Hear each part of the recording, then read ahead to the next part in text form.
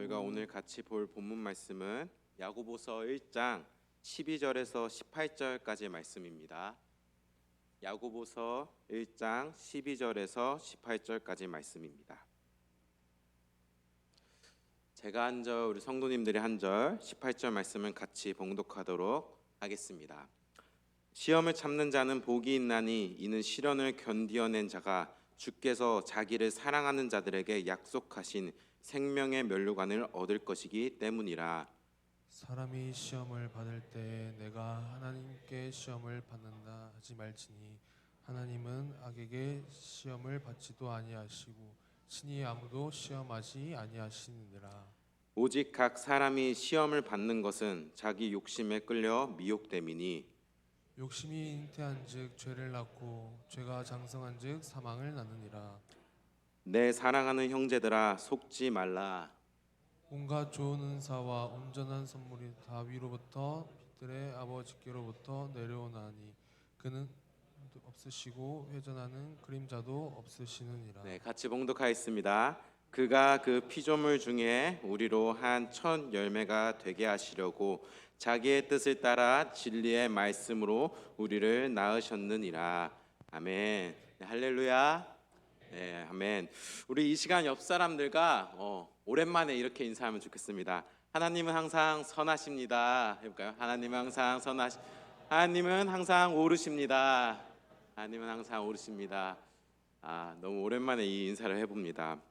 네, 하나님의 선하심과 오르심을 바라보며 날마다 승리하는 우리 부가영교회 성도님들이 되길 소망합니다. 혹시 성도님들은 충청도 사람 하면 어떤 이미지가 떠오르나요? 네, 느리다. 네, 맞습니다. 제가 여기다 가장 먼저 떠오르는 이미지는 느리다일 것입니다라고 썼습니다. 그 충청도 사투리가 그려 겨 말어 하면서 돌이 자신한테 와도 돌 굴러가요 이러면서 이렇게 느린 사투리를 쓰는 걸 볼 수 있습니다. 이것 말고도 은근히 사람들이 충청도 사람의 대표적인 특징 중에 하나가 있는데 그게 무엇이냐면 충청도 사람들은 확실하게 말을 잘 못합니다. 그러니까 좋다는 것을 좋다고 싫다는 것을 싫다고 잘 말을 못합니다. 그래서 이런 실화는 아닌데 이런 에피소드가 있었습니다. 그 경상도에서만 사셨던 목사님이 충청도에 있는 교회로 오게 되었다고 합니다. 그래서 경상도 목사님 어느 날 이렇게 길을 가다가 그 자기 교회 성도님, 그 충청도 성도님을 보게 된 거죠.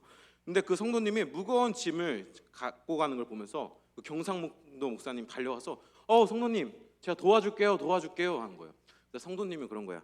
대슈 그냥 가유. 그래서 목사님이 아니에요 제가 도와드릴게요 하니까 또 그러는 거예요. 됐어요 그냥 가유. 성도님이 이게 계속 거절하자 목사님도 혹시 좀 싫어하시나 이런 마음을 가지고 그래서 계속하면 이 성도님도 기분이 안 좋을 것 같아서 알겠습니다 하고 떠났다고 합니다. 그런데 다음 날 그 경상도 목사님은 어제 만났던 성도님이 엄청 삐졌다는 얘기를 듣게 됩니다. 더 나아가 그 경상도에 오신 목사님은 그 목사님은 매정해 라는 오해까지 받게 된 것이죠. 이런 오해가 생기는 이유가 모두가 그렇다는 건 아니지만 경상도 사람들은 제가 봤을 때 좋으면 좋은 거고 싫으면 싫은 거다라는 그런 확실하게 말하는 스타일인 반면 그 충청도 사람들은 좋은 것을 좋다고 싫은 것을 싫다고 확실하게 말하지 못하기 때문입니다. 제가 충청도 사람에 대해서 이렇게 말할 수 있는 이유는 제가 충청도 사람이기 때문입니다. 네. 이 외에도 우리들이 살아가면서 오해를 하거나 또 오해를 받는 일들이 있습니다. 이런 오해가 생기면 나타나는 문제는 우리가 아까 본 것처럼 좀 서로가 비협조적인 관계로 바뀔 뿐더러 좀 더 나아가서는 적대적인 관계로 바뀌게 됩니다. 그렇다면 우리 성도님들은 지금까지 신앙생활을 해오면서 혹시 하나님에 대해서 오해를 한 적이 있습니까? 아니면 지금도 오해를 하고 계십니까? 오늘 우리가 그 야고보서 말씀을 보면서 혹시 나는 하나님에 대해서 오해하고 있지 않은가를 점검하면 좋겠습니다. 저희가 저번 달에 나눴던 그 야고보서 말씀 혹시 성도님들 기억하십니까? 네, 아무런 말씀 대답이 없어서 좀 놀랐네요. 기억 못하시는 분들을 위해 그림 하나를 준비했습니다. 딱 정리했는데 야고보서 우리가 1장 1절에서 11절 말씀을 봤습니다. 먼저 이 야고보서를 기록한 사람은 야고보입니다. 성경에서는 대표적으로 야고보가 3명이 나오는데 이 야고보서를 기록한 야고보는 잘 보이실지 모르겠지만 맨 위에 예수님의 형제 야고보입니다. 근데 야고보는 야고보서에서 자신을 나 주의 형제 야고보라고 소개하는 것이 아닌 하나님과 주 예수 그리스도의 종이라고 자신을 소개합니다. 그럼 이 야고보서는 누구에게 쓴 편지일까요? 흩어져 있는 12지파, 여기서 흩어져 있는 12지파란 한 지역에만 머물러 있는 그리스도인이 아닌, 고린도 지역에만 있는 그리스도인이 아닌 흩어져 있는 디아스포라 그리스도인들에게 쓰는 편지입니다. 그러면 야고보는 왜 이 야고보서를 디아스포라 그리스도인들에게 썼냐면 바로 이들이 받는 여러 가지 시험 때문입니다. 야고보는 여러 가지 시험을 받을 때 온전히 기쁘게 여기라고 했습니다. 왜냐하면 그 여러 가지 시험은 인내를 만들어내고 그 인내는 시험을 받고 있는 디아스포라 그리스도인으로 하여금 온전함을 이루기 때문입니다. 바로 이 온전함이 야고보서를 보는 키포인트라고 했습니다. 그리고 그 시험 가운데 필요한 것은 인내 위에 있는 지혜입니다. 그럼 그 지혜는 누구에게 구해야겠습니까? 바로 하나님께.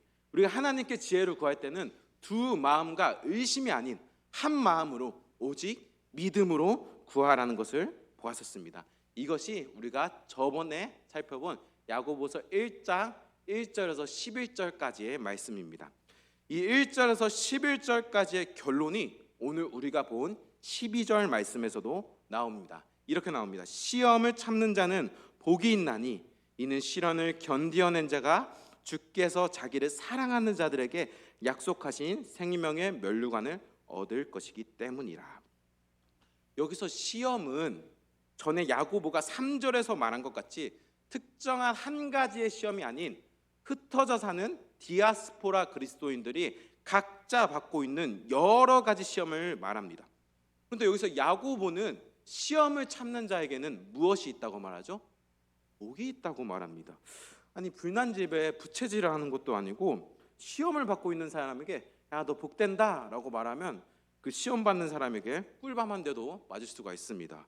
그런데 야고보는 시험을 인내하는 자에게 복이 있다라고 합니다. 왜 시험을 인내하는 자에게 복이 있다고 말하는 걸까요? 그 뒤에 구절을 보면 바로 알 수 있습니다.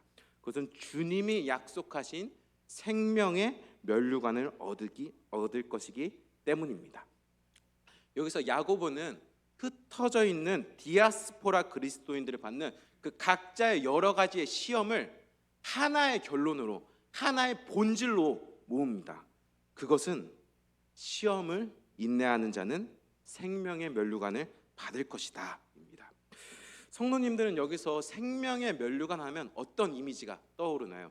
마치 왕이나 궁궐에서, 화려한 궁궐에서 왕이나 왕비가 쓰는 그런 화려한 왕관일까요? 여기서 생명의 면류관은 그런 화려한 왕관의 이미지보다는 운동 경기에서 승리한 자에게 주는 월계관의 이미지가 좀 더 가깝습니다. 성도님들께서 그 올림픽 경기를 보면 그 경기가 끝나고 시상하는 장면을 볼 수 있습니다. 그때 메달을 받는 선수들의 모습이 어떻습니까? 깨끗하고 단정하고 화려한 모습보단 땀과 눈물에 젖어 거의 만신창이가 된 모습을 볼 수 있습니다. 오늘 야고보가 말하는 생명의 면류관이 이런 이미지인 것입니다. 야고보는 현재 시험을 받아 인내하는 디아스포라 그리스도인들에게 생명의 면류관이라는 하늘의 보상이 있다는 것을 알려주며 그들을 격려합니다. 이는 시험을 인내하는 디아스포라 그리스도인들의 관점을 현재에서 미래로, 곧 종말론적인 관점으로 옮겨주는 것입니다. 현재의 시험을 바라보는 것이 아닌 미래에서 주님께 받을 생명의 면류관을 바라보게 인도하는 것이죠. 올림픽 선수들이 몇십 년 동안 피땀 눈물을 흘리면서까지 인내하는 이유는 그 올림픽에서 받을 보상, 그 메달 하나만 보고 그 메달 하나만 바라보며 인내합니다. 이처럼 여러 가지 시험 속에서도 우리가 인내할 수 있는 이유는 우리들에게는 하늘의 보상, 생명의 면류관을 우리 주님께서 예비하셨기 때문입니다. 그렇게 시험 속에 인내하는 자에게는 절망이 아닌 소망이 있다는 것입니다. 요한계시록 2장 10절에서 우리 예수님이 이렇게 말씀하십니다. 너는 장차 받을 고난을 두려워하지 말라. 볼지어다 마귀가 장차 너희 가운데서도 몇 사람을 옥에 던져 시험을 받게 하리니 너희가 10일 동안 환난을 받으리라. 내가 죽도록 충성하라. 그리하면 내가 생명의 관을 내게 주리라. 아멘. 그렇습니다. 우리가 고난과 시험 속에서도 인내할 수 있는 이유는 한 가지입니다. 주님께서 우리에게 주실 생명의 면류관이 있기 때문입니다. 이 자리에 계신 우리 성도님들께서 여러 가지 시험 속에서 그 생명의 면류관을 바라보며 인내하길 소망합니다. 다음 13절 말씀에선 이렇게 나옵니다. 사람이 시험을 받을 때 내가 하나님께 시험을 받는다 하지 말지니 하나님은 악에게도 시험을 받지도 아니하시고 친히 아무도 시험하지 아니하시느니라. 여기서 야고보는 전과 같이 또 시험에 대한 주제를 언급합니다. 그런데 전에 나왔던 시험과 이 13절에서 나오는 시험은 다릅니다. 물론 전에 나왔던 시험과 13절에서 사용되는 그 시험의 헬라어는 똑같은 헬라어 페이라스모스라는 같은 헬라어를 사용하는데 이 페이라스모스라는 헬라어는 이중적인 의미를 가지고 있습니다. 하나는 전에 우리가 보았던 믿음의 시련으로 그 시험은 우리를 인내를 만들어 그 성도로 하여금 온전케 하는 긍정적인 시험입니다. 다른 하나는 13절에서 나오는 시험으로 우리를 넘어뜨리는 유혹과 같은 부정적인 시험입니다. 그래서 우리는 시험과 유혹을 좀 나눠서 볼 필요가 있습니다. 그러면 이 유혹은 어디서부터 나오는 걸까요? 14절 말씀 우리 한번 다 같이 읽으면 좋겠습니다. 자, 화면 띄워질 수 있을까요? 자, 읽겠습니다. 시작. 오직 각 사람이 시험을 받는 것은 자기 욕심에 끌려 미혹됨이니. 바로 자기 욕심으로부터 시작됩니다. 제가 지금도 공부하고 있는 그 학교에서 교수님이 이 본문을 보면서 저희들에게 이런 질문을 했습니다. 여러분, 시험이 유혹으로 바뀌는 순간이 있습니다. 그때가 언제인지 아십니까? 라고 하는 것입니다. 그러면서 교수님이 이렇게 답했습니다. 그건 바로 자기 욕심에 끌려갈 때입니다. 곧 자기만을 위한 악한 욕심으로부터 유혹이 시작되고 그 유혹은 우리를 넘어뜨린다는 것이죠. 여기서 욕심에 끌려간다는 이미지는 어떤 이미지를 연상시키냐면 낚시의 이미지를 연상시킵니다. 물고기가 바다를 헤엄치다가 자신 앞에 딱 미끼를 보게 됩니다. 물고기가 그 미끼를 물지 안 물지는 누구에게 달렸습니까? 물고기에게 달렸습니다. 그런데 그 물고기가 그 미끼라는 유혹을 물고 그 미끼에 끌려갔을 때 그건 누구의 욕심 때문입니까? 바로 그 미끼를 문 물고기의 욕심 때문입니다. 만약 물고기가 욕심이 없었다면 그 미끼가 유혹으로도 보이지 않았을 것입니다. 그런데 물고기에게 욕심이 있었기에 내가 저걸 먹어야겠다는 욕심이 있었기에 그 미끼의 유혹에 쉽게 넘어간 것입니다. 이런 욕심에 끌려가는 자의 결과는 결국 어떻게 될까요? 15절 말씀입니다. 욕심이 잉태한즉 죄를 낳고 죄가 장성한즉 사망을 낳느니라. 이렇게 자기 욕심은 그 욕심으로만 끝나는 것이 아닌 죄를 낳고 죄도 죄로만 끝나는 것이 아닌 사망을 낳는 결과를 초래하게 되는 것입니다. 그런데 여기서 문제가 하나 있었습니다. 디아스포라 그리스도인 중에서 자기 욕심으로 인해진 죄의 책임을 하나님께 돌리는 자가 있었습니다. 이들은 내가 하나님 때문에 죄를 지었어. 하나님은 내가 유혹에 넘어져 죄에 빠지길 원하시는 분이야 라며 하나님에 대해서 오해하는 자들이 있었다는 것이죠. 우리가 보통 어쩔 때 하나님을 오해합니까? 바로 유혹에 빠져 넘어질 때 하나님에 대해서 오해합니다. 왜 나에게 이런 유혹을 주세요? 하나님, 제가 죄를 짓기를 원하세요? 라고 할 뿐 아니라 더 나아가 하나님은 정말 선하십니까? 라는 질문을 던지며 하나님을 오해합니다. 이에 대해서 야고보는 매우 단호하게 말합니다. 13절 말씀입니다. 내가 하나님께 시험을 받는다 하지 말지니, 이는 하나님이 시험을 주지 않는다는 말씀이 아닙니다. 하나님은 우리를 죄에 빠지게 하는 그런 유혹을 주시는 분이 아니란 것이죠.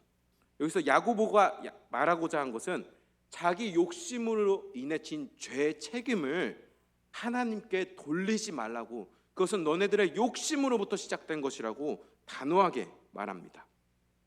우리가 성경의 한 이야기를 살펴보면 좋을 것 같습니다. 바로 아브라함의 이야기입니다.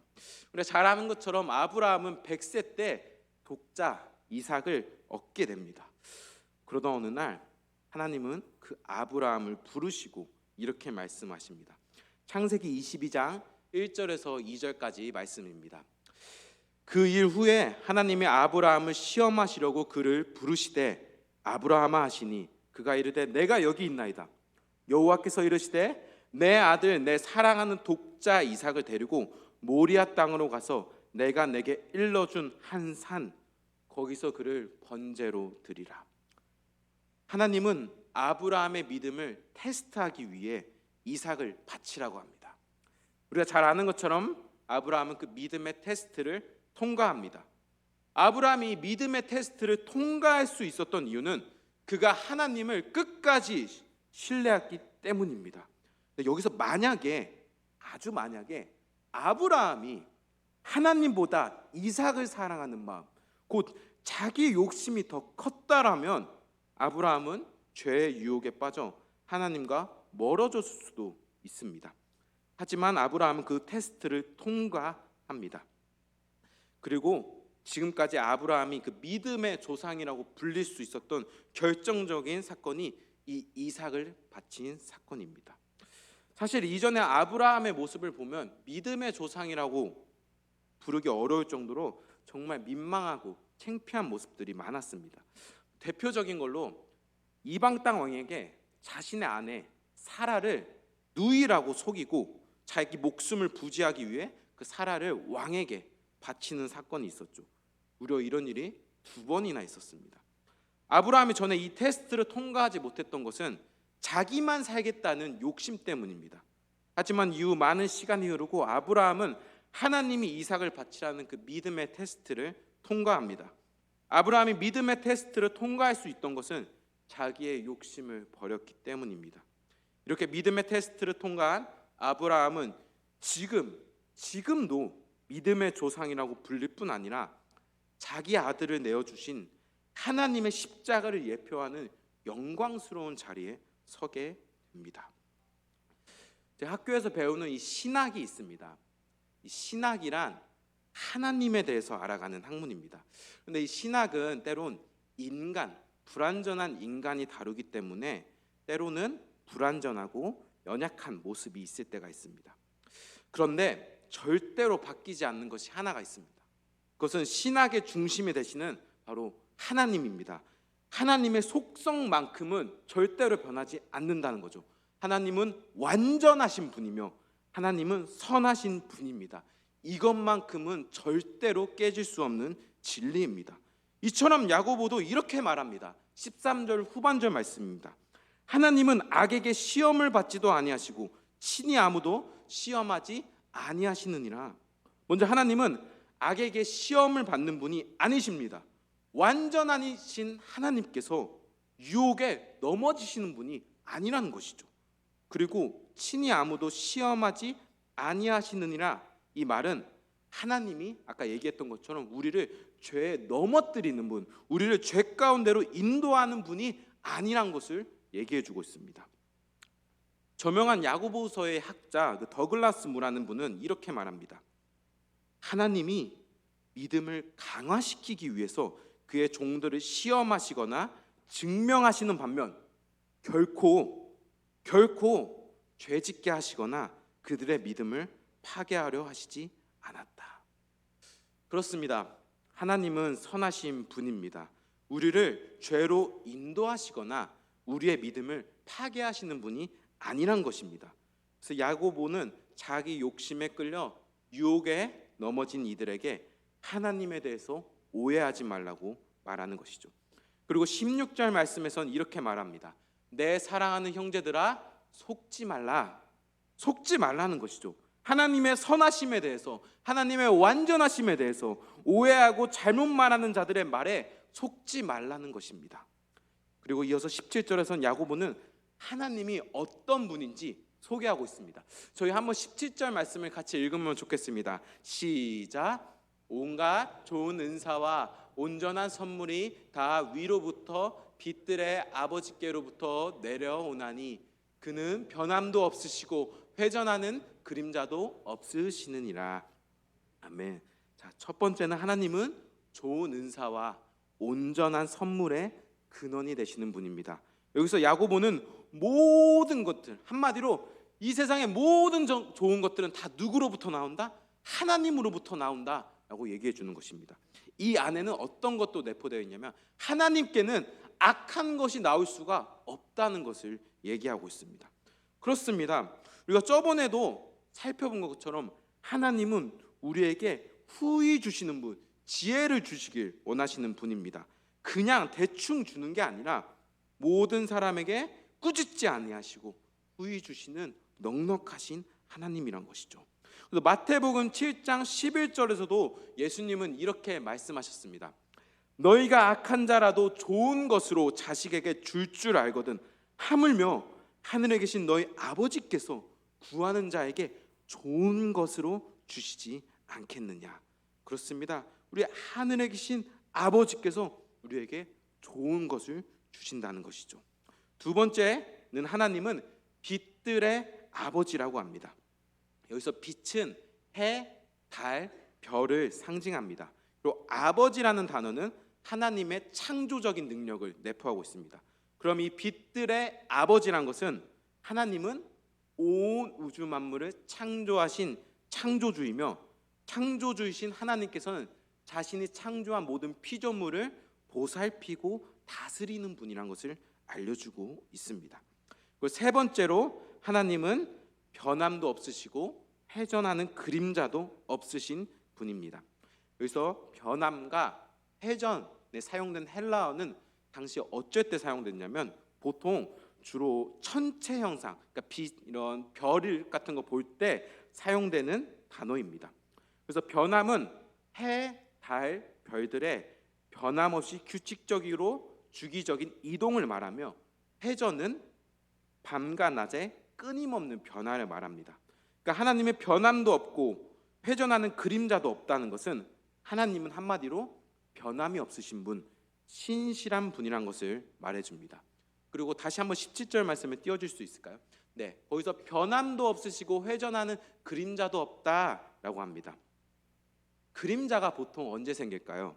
그 빛이 물체를 비출 때 생깁니다. 그런데 하나님은 그림자도 없으신 분이라고 말합니다. 이를 쉽게 제가 고민하다가 무엇을 생각하면 좋을 것 같냐면 바로 태양을 생각하면 좀 쉽게 생각할 수 있습니다. 태양은 달과 같이 빛을 반사하는 반사체가 아닌 스스로 빛을 내는 발광체입니다.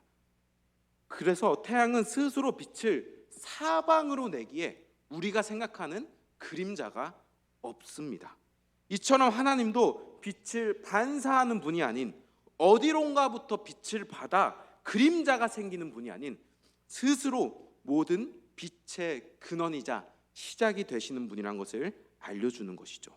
그리고 이어서 18절 말씀에선 이렇게 말합니다. 저희 같이 읽겠습니다. 시작. 그가 그 피조물 중에 우리로 한 천 열매가 되게 하시려고 자기의 뜻을 따라 진리의 말씀으로 우리를 낳으셨느니라. 아멘. 여기서 천 열매는 그리스도인, 바로 우리들을 의미하는 표현입니다. 바로 하나님께서 우리를 천 열매로 그리스도인이 되게 하시려고 하나님의 선하신 뜻을 따라 진리의 말씀, 곧 복음으로 우리를 낳으셨다는 것입니다. 이는 하나님의 새 창조 사역, 구속사적인 사역을 말하고 있습니다. 15절에서 욕심은 죄를 낳고 죄가 장성하여 사망을 낳지만 18절에서는 하나님은 선하신 뜻을 따라 진리의 말씀, 복음으로 우리를 첫 열매를 낳으셨다는 것이죠. 그렇습니다. 하나님은 우리를 죄에서 구원하시는 구원자이십니다. 하나님의 선하신 뜻에 따라 복음으로 우리를 낳으셨다는 것을 야고보는 분명하게 말하고 있습니다. 사랑하는 성도 여러분, 오늘 우리는 자기 욕심에 끌려 유혹에 빠져 그 죄의 책임을 하나님께 떠넘기는 디아스포라 그리스도인들을 보았습니다. 이들이 죄의 책임을 하나님께 떠넘기는 이유는 하나님에 대해서 오해를 하고 있었기 때문입니다. 혹시 이 자리에 계신 성도님들 중에 하나님은 나를 유혹해 넘어뜨리는 분이야 라며 하나님에 대해서 오해하고 계십니까? 때론 이해되지 않는 여러 가지 시험 속에서 하나님은 선하신 분이 아니야 라며 하나님의 선하심에 대해 의심하고 계십니까? 우리가 그럴 땐 먼저는 내 자신을 돌아보면 좋겠습니다. 혹시 나의 욕심 때문이 아닌가? 나의 그 욕심이 나를 넘어뜨리는 것이 아닌가? 만약 그런 욕심이 있다면 우리가 하나님께 내려놓길 소망합니다. 나의 욕심을 따라 살아가는 것이 아닌 하나님의 선하심을 끝까지 신뢰하며 그 선하심을 따라가며 나아가는 우리 부가영교회 성도님들이 되길 소망합니다. 우리가 분명하게 알아야 할 것은, 우리가 오해하지 말아야 할 것은, 하나님은 악에게 시험을 받거나 우리에게 유혹을 주어 우리를 죄 가운데로 인도하시는 분이 아니란 것입니다. 때론 우리들이 받는 여러 가지 시험을 이해할 수 없을 때가 있습니다. 그럴 때마다 우리에게 필요한 것은 지혜입니다. 어떤 지혜겠습니까? 저번에도 나눈 것처럼 여호와를 경외하는 것이 지혜의 근본입니다. 여호와를 경외한다는 것은 단순히 여호와 하나님을 두려워한다는 것만을 의미하지 않습니다. 하나님의 하나님 되심을 인정하는 것, 하나님을 하나님으로 믿는 것, 하나님에 대한 바른 이해도 포함되고 있다는 것이죠. 오늘 우리가 본 말씀에서 하나님은 어떤 분이십니까? 하나님은 온갖 좋은 은사와 온전한 선물의 근원이 되시는 분입니다. 온 세계를 창조하시고 보살피시는 창조주이십니다. 우리를 창조하시는 아버지가 되십니다. 또한 하나님은 변함이 없으신 분이며 신실하신 분이자 모든 빛의 근원이 되시는 분입니다. 우리가 이 시간 옆 사람들과 한 번 더 인사하면 좋겠습니다. 하나님은 항상 선하십니다. 하나님은 항상 선하십니다. 하나님은 항상 옳으십니다. 하나님은 항상 옳으십니다. 네, 그렇습니다. 이 고백이 정말 우리 성도님들이 시험을 받을 때 나오는 믿음의 고백이길 소망합니다. 하나님은 우리를 죄 가운데로 인도하시는 불완전한 분이 아닌 진리의 말씀으로, 복음으로 우리를 낳으신 새 창조의 역사, 구원의 역사를 이루시는 분 줄 믿습니다. 바라기론 우리 모든 성도님들이 그 여러 가지 시험을 받을 때 나의 욕심에 이끌려 유혹에 넘어지지 않길 소망합니다. 아브라함과 같이 하나님의 선하심을 끝까지 신뢰하며 나아가길 소망합니다. 그렇게 주님 오시는 마지막 그날까지 시험을 인내해 주님께 받을 생명의 면류관을 이 자리에 계신 우리 부가영교회 성도님들이 모두가 받는 우리 성도님들, 하나님께 칭찬받는 우리 성도님들이 되길 소망합니다. 우리 마지막으로 그 14절 말씀 한 번만 띄워줄 수 있을까요? 12절 말씀, 12절 말씀을 같이 읽고 말씀을 마치도록 하겠습니다. 야고보서 1장 12절 말씀 한 번만 띄워주시면 좋겠습니다. 같이 한번 우리가 믿음으로 선포하겠습니다. 시작. 시험을 참는 자는 복이 있나니 이는 시련을 견디어낸 자가 주께서 자기를 사랑하는 자들에게 약속하신 생명의 면류관을 얻을 것이기 때문이라. 아멘. 시험을 인내해서 그 하나님의 참된 복, 하나님 약속하신 생명의 면류관을 얻는 우리 부가영교회 성도님들 되길 소망합니다. 제가 기도하겠습니다. 사랑에 많으신 아버지 하나님, 오늘 우리는 그 야고보서의 말씀을 보았습니다. 때론 우리가 내 욕심에 이끌려 하나님은 나를 죄 가운데 인도하는 분이야 라는 오해를 가질 때도 있습니다. 때론 하나님의 선하심에 대해서 의심할 때도 있었습니다. 주님, 그런 것들이 내 욕심으로부터 나온 것을 보았사오니 이 욕심을 주님 앞에 내려놓습니다. 하나님에 대한 오해를 벗어버립니다. 하나님은 선하십니다. 우리를 창조하시고 우리를 구원하시는 분이오니 우리를 선한 길로 인도하여 주시옵소서. 우리가 여러 가지 시험 가운데도 인내하게 하여 주시옵소서. 우리가 인내하는 이유는 주께서 약속하신 그 생명의 면류관을 받기 때문입니다. 현재의 시험을 바라보며 나아가는 우리 성도님들이 아닌 미래에 받을 그 하늘의 보상을 바라보며 오늘도 믿음의 걸음을 한 걸음 한 걸음 나아갈 수 있는 우리 성도님들이 될 수 있도록 주님 인도하여 주시옵소서. 감사합니다. 오늘도 우리와 함께 계시는 우리를 구원하신 예수 그리스도의 이름으로 기도합니다. 아멘.